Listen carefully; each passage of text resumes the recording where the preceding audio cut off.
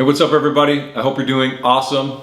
I had every intention today of covering more tips and tricks in here, but I met with a couple vendors today and just brought a few things top of mind that I've been reading about in the news, as I'm sure you've all been experiencing, and that is the labor shortage or the labor crisis, where people are taking jobs, they're quitting after hours, they're quitting after weeks, not even a year sometimes, and they're just finding new positions. And what is it? What's causing this? The gentleman I met with today owned a welding company, and they had 53 welders, and they're looking to hire 14 more. He said that the last person they hired earlier in the week showed up at 8 o'clock after lunch, and he never came back. So what is causing this, right? Why are people doing this? And what can you do to encourage your team to stay so you can increase your tenure and then foster a couple other things as well? I've talked to a lot of people who have done this recently, who have quit, and in finding out throughout their exit strategy, a lot of them feel the top reasons are not money based. They don't feel appreciated. They don't feel recognized. They feel overworked. They don't feel like they have a clear career path. And then the other one is just general communication. They feel like they're left in the dark, so feedback. And money didn't even make the top 10 for them when they were listing off issues. So you have to remember the old saying that people will forget everything you do for them, but they'll never forget how you make them feel. So as kind of cliche as that sounds, what type of environment are you fostering for your team, and what can you do to help encourage that? Because creating a positive work environment does so many things. Not only does it relieve stress, increase productivity, but then when you do have open positions, your team can be your best recruiters. They're gonna be the ones going out there saying, hey, there's an open position within my organization. I know somebody, I'm gonna ask them to apply. And referrals make great candidates, right? They can vet for these people. It's so much better than throwing an ad out there and just hoping people apply and kind of headhunting in that manner. But making sure that you create this environment is so critical to your operational success. What would you do if the top people on your team left right now? They're leaving a wealth of information that's inside their head, not only their skill set, their personality, and their dynamic that they add to the team, but what's causing this? And it's just blowing my mind that people are taking jobs and leaving after several hours. A couple things I've done in the past to kind of speak to what these people have been telling me why they're leaving. I loved creating a learning plan for our department, right? Where every month we would focus on something. So let's say electrical would be the main focus in the month of January, and then we'd break it into 4 different weeks. Okay, what about electrical are we gonna talk about? Well, we can talk about week 1, VFDs. Week 2, we can talk about switch gear.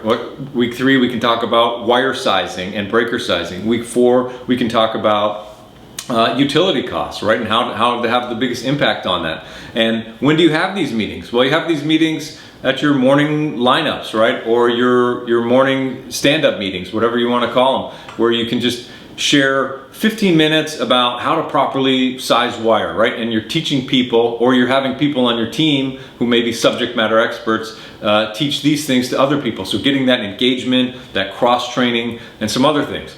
The other thing I did at a company years ago was created a prize wheel. And that prize wheel, it seems super cheesy. Everybody laughed when we put it up. And it was an employee of the week. So we had their entire team every Sunday, because it was a 7-day-a-week 24-hour operation.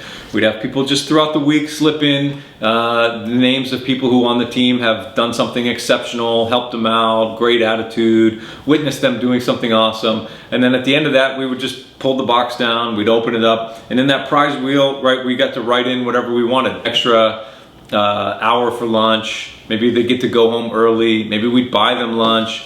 Sometimes around the buildings, we would decommission certain things and make like little surprise goodie bags. And it seems super cheesy, and I know what you're thinking, like, oh, nobody's gonna like this, and that's so lame. But people loved it, right? We'd get to vote for the employee of the week. We'd read them out loud. We'd make a big deal, a big production about it, and say, all right, this week is person X. And then we'd go spin the prize wheel. They'd get up there, they'd spin this thing. Sometimes it was like a punishment for me, like, just something cheesy like 50 push-ups I had to do in front of the group or whatever it was, but really kind of getting that engagement, getting people excited, and having buy-in. So we were doing a couple different things. Recognition, we were giving them the opportunity to learn. We were also giving people the opportunity to teach. And then we were also able to give feedback. And finally, speaking to feedback, that's something I think is so important, where depending on the size of your team, if you're able to meet with everyone on your team on a weekly basis, just a real soft touch, very informal, regroup with them and ask them how their week has been. Do they have all the support they need? Is there anything that they need from you? How do they feel that the week went? Were there any opportunities? 10-15 minutes of just casual conversation about how they think the week went. And then you say at the end of it, hey, are you open to any feedback? And they'll say, yeah. You say, hey, I just wanted to say thank you so much for always following up with your work orders. You close them out. I appreciate it. It means a lot to me that you really see things through all the time. I really appreciate you being on this team. And of course, be genuine about it. Say what actually they've done. And if there's an opportunity for improvement, that's the best time to bring it up, because it's not really an issue if you bring it up early on. You can correct these things. You can course correct whatever it is. If you're saying, hey, every time you make a certain repair, I notice that you don't put the full date, or you forget to list what parts you use that would really help us in inventory. Would you mind documenting the X, Y, and Z parts you've used on said equipment? That would really help us on that side of things. So what else is fueling this great resignation? And I think after talking to a handful of people and reading a little bit more about it, the people that I've spoken with, again, they don't feel valued, appreciated. They're not getting the feedback that they want. They don't know the direction that the organization's going. They don't feel like they have a clear career path. So these are all things that you can do to help them. And I also think a big part of it is everyone else is doing it, and so why shouldn't I? There's this fear of missing out. So what can you do to help combat some of these feelings? Well, there's a couple different things. If there's an opportunity for people on your team, whether it's the administrative assistant or facility coordinator, all the way to anyone else on your team that has an opportunity to look into somewhat of a hybrid schedule.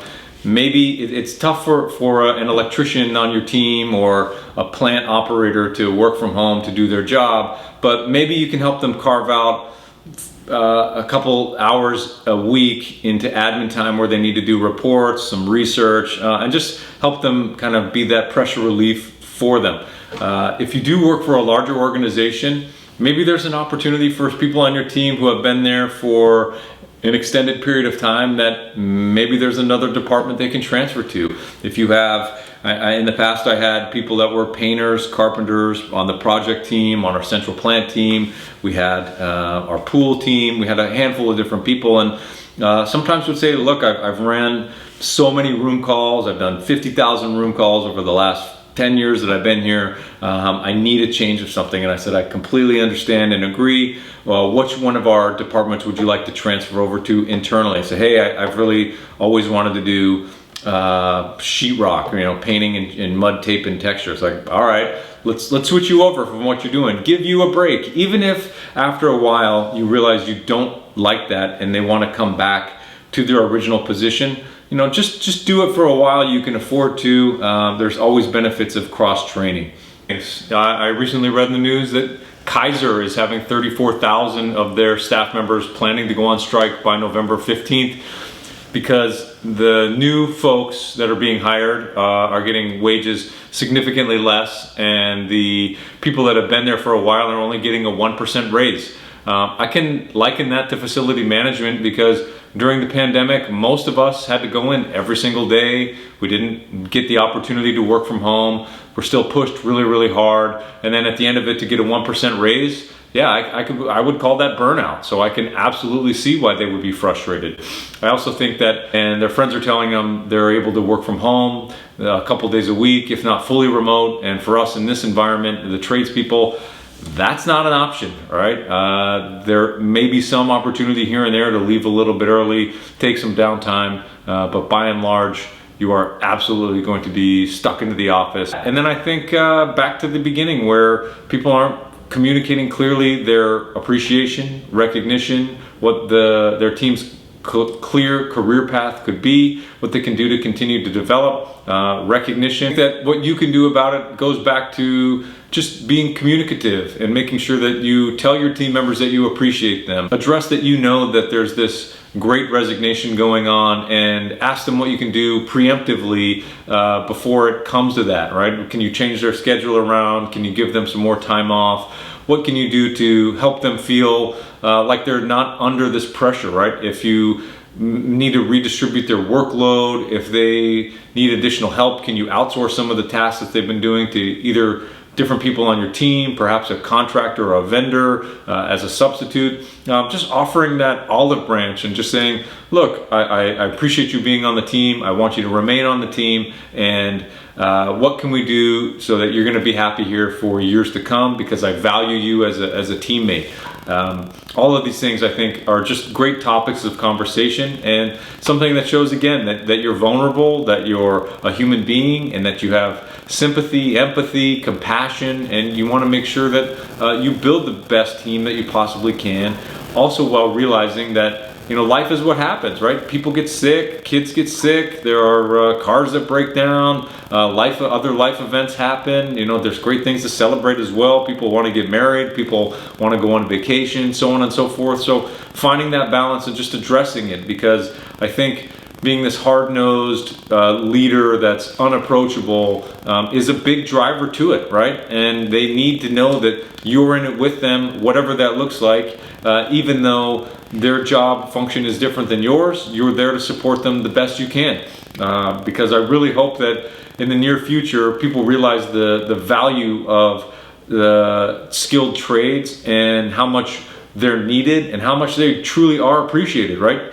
Doctors and lawyers and all these people are great, but without electricians, I couldn't flip the switch and turn that on. Without plumbers, I couldn't flush the toilet. Without carpenters, I wouldn't have a room to go in and a door to close, so on and so forth. So we are valuable. I appreciate you. Thank you for working through everything that you've done. And just know that you're supported by a lot more people out there than may come out and say it. So I appreciate you. I know a lot of other people appreciate you. So if there's anything going on, if you're on the flip side, I would also just bring it up to your manager, because a lot can be resolved, and I think most people want to work out an amenable solution. So the best thing you can do, again, just communicate it.